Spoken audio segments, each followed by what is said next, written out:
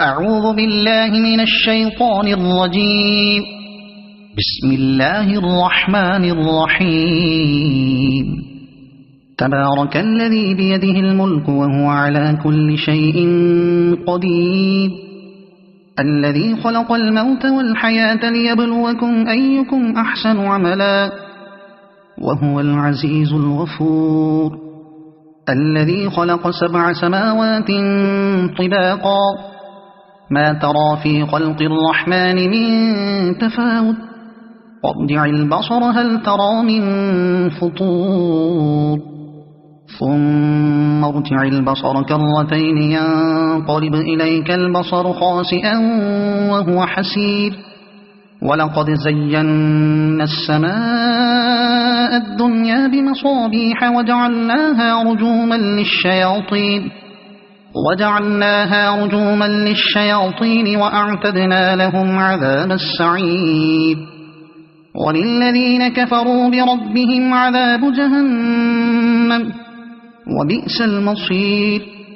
إذا ألقوا فيها سمعوا لها شهيقا وهي تفور، تكاد تميز من الغيظ، كلما ألقي فيها فوج سألهم خزنتها ألم يأتكم نذير، قالوا بلى قد جاءنا نذير فكذبنا وقلنا ما نزل الله من شيء إن أنتم إلا في ضلال كبير، وقالوا لو كنا نسمع أو نعقل ما كنا في أصحاب السعير، فاعترفوا بذنبهم فسحقا لأصحاب السعير.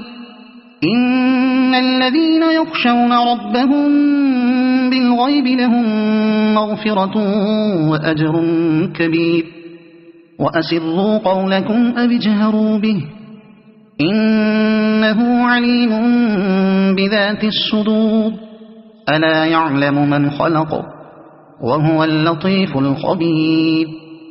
هو الذي جعل لكم الأرض ذلولا فامشوا في مناكبها وكلوا من رزقه وإليه النشور. أأمنتم من في السماء أن يخسف بكم الأرض فإذا هي تمور، أم أمنتم من في السماء أن يرسل عليكم حاصبا، فستعلمون كيف نذير. ولقد كذب الذين من قبلهم فكيف كان نكير.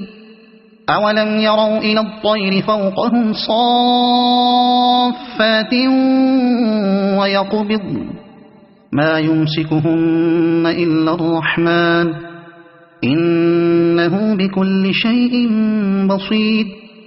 أمن هذا الذي هو جند لكم ينصركم من دون الرحمن إن الكافرون إلا في غرور. أمن هذا الذي يرزقكم إن أمسك رزقه بل لجوا في عتو ونفور. أفمن يمشي مكبا على وجهه أهدى أمن يمشي سويا على صراط مستقيم. قل هو الذي أنشأكم وجعل لكم السمع والأبصار والأفئدة قليلا ما تشكرون. قل هو الذي ذرأكم في الأرض وإليه تحشرون. ويقولون متى هذا الوعد إن كنتم صادقين.